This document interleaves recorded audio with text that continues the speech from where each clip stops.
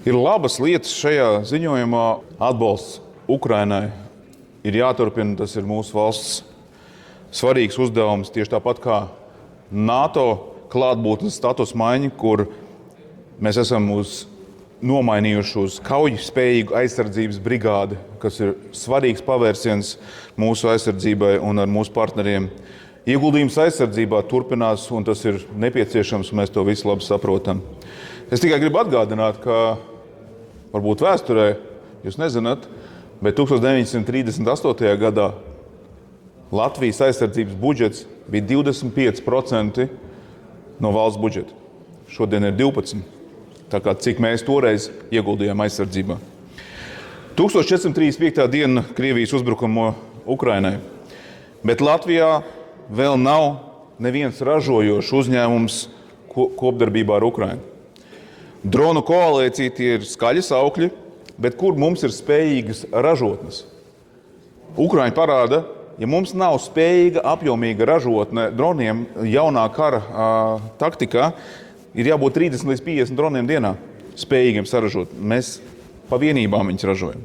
Selijas poligona gatavība, kā piemēram, ir jānotiek brīnumam, lai tas būtu, un ir dīvaini, ka prioritāte ādažiem tiek investēts vairāk, kur jau ir gatavs poligons, kur Sēlijai ir mazāk.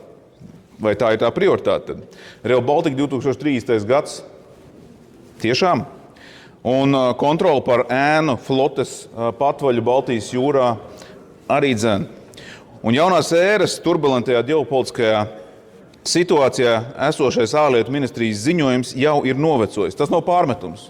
Tas vienkārši ir situācijas fakts, jo ir praktiski izmesta mēslēnē esošā lietu kārtība, diplomātija un paļaušanās, tiesiskums un nerakstītās līnijas. Bet jauna kārtība vēl nav vietā. Un vecās valstu savienības grupēšanās tiek jauktas. Piemērs tam bija Grenlandes jautājums. Tāpēc dokuments bija jāpārstrādā nedēļu pirms šodienas, jo tajā ir nepieciešams mazāk lielās ģeopolitikas jautājumi, vairāk reāli lokālie darbi, Latvijas loma, Latvijas intereses. Fokusēties uz lietām, kuras mēs spējam ietekmēt. Un jauno ģeopolitikas turbulence ir izraisījusi ne tikai haosu starptautiskajā ārpolitikā, bet, kā redzam, arī Latvijas iekšpolitikā. Un nespējot atrast jauno lietu kārtību, kā Latvijai uzvesties, kam pieslieties vai uz ko fokusēties. Diemžēl mēs ne tikai dokumentā, bet arī runās nevaram nolasīt, kas tad ir Latvijas ārpolitikas kurs. Migrācijas jautājums, investīciju fokus, jaunā drošības bloka veidošana. Mums ir jāsaprot, jādefinē Latvijas loma jaunajos ģeopolitiskajos apstākļos.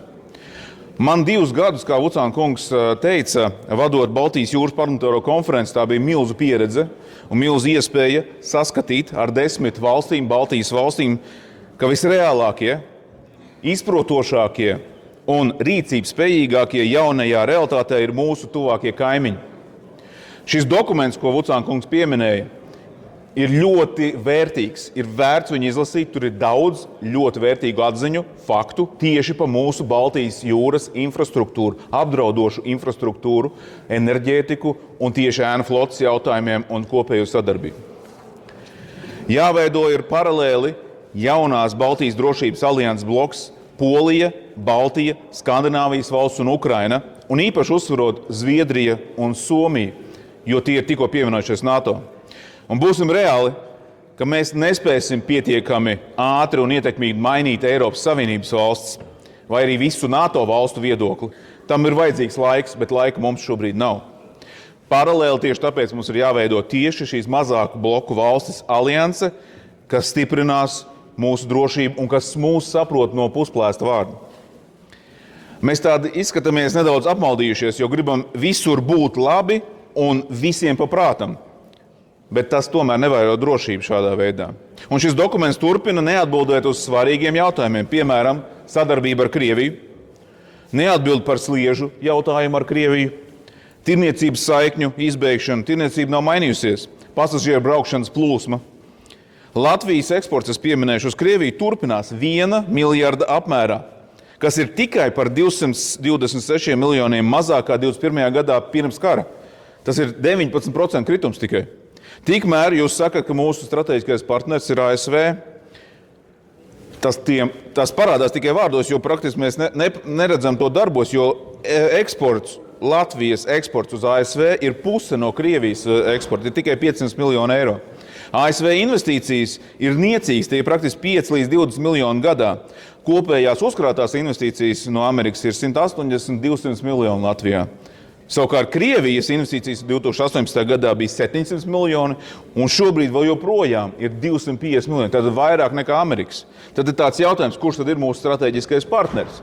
Un šajā jautājumā es gribētu teikt, ka ir jāfokusēs uz ASV kā strateģisko partneri un ASV investīcijām Latvijā. Un es uzskatu, ka šīs investīcijām jānotiek enerģētikā, tieši sadarbojoties atomenerģētikā, tieši bāzes jaudas ir Baltijas Ahilēja papēdis. Tieši šeit, manuprāt, Latvenergo vajadzēja veikt strateģisko sadarbību nevis ar Ķīnas propelleriem, jo tos ir spējīgi uzbūvēt ļoti daudz privātie uzņēmēji, kas ir gatavi investēt un gatavi to izdarīt, un to ir pierādījuši. Lai Latvija būtu drošībā, ir jāstiprina ekonomiskā drošība.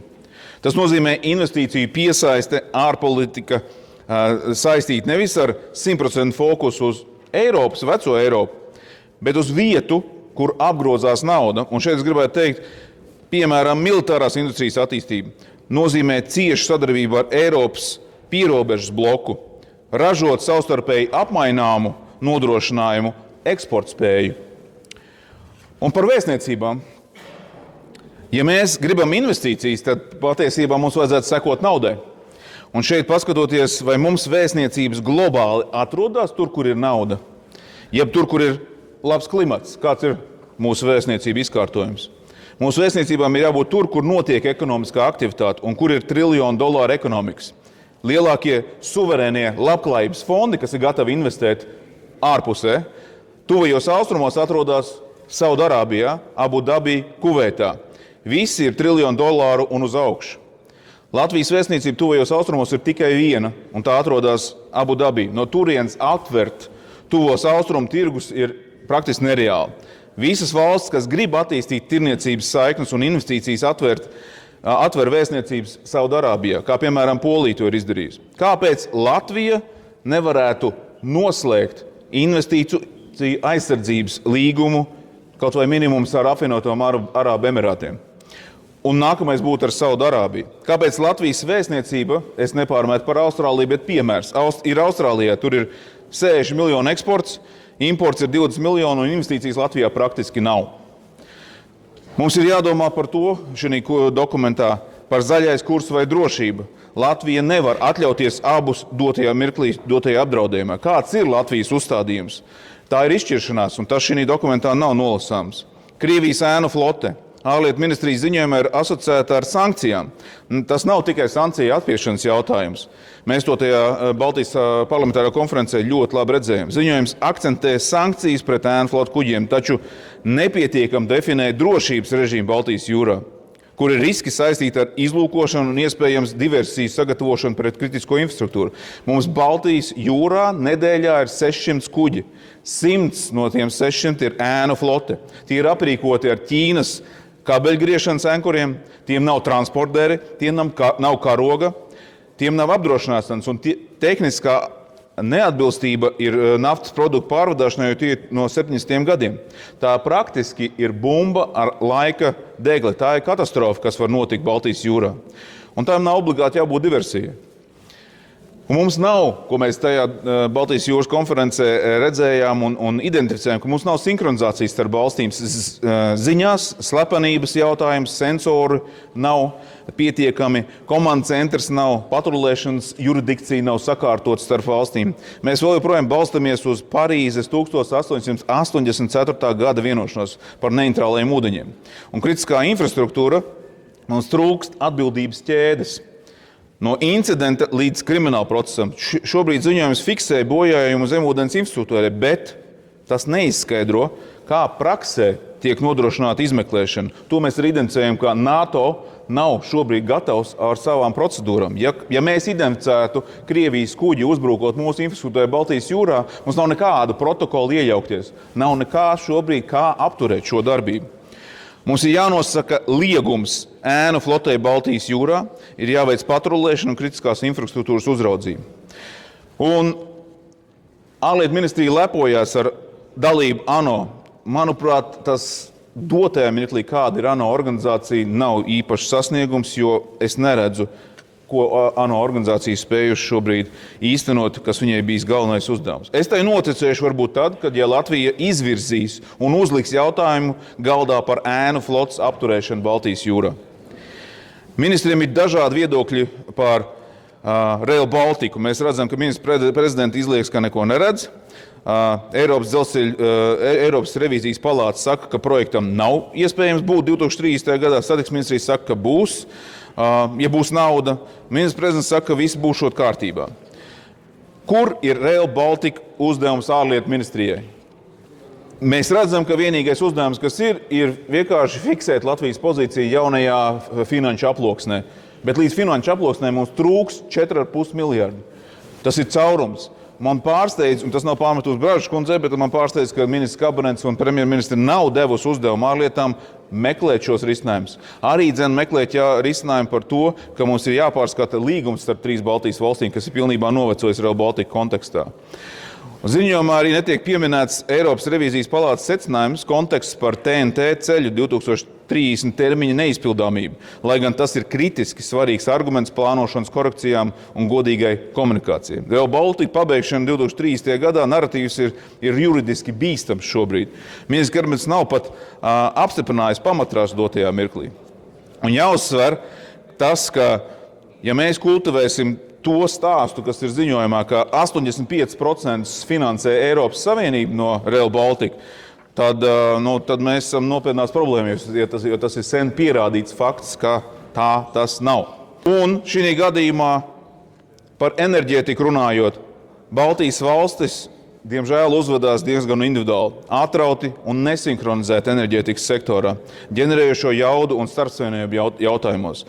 Nav nekādas īsti kopējas stratēģijas pie tā, kā ir vienots vesels tīkls, kāds mums visiem 3 Baltijas valstīm ir.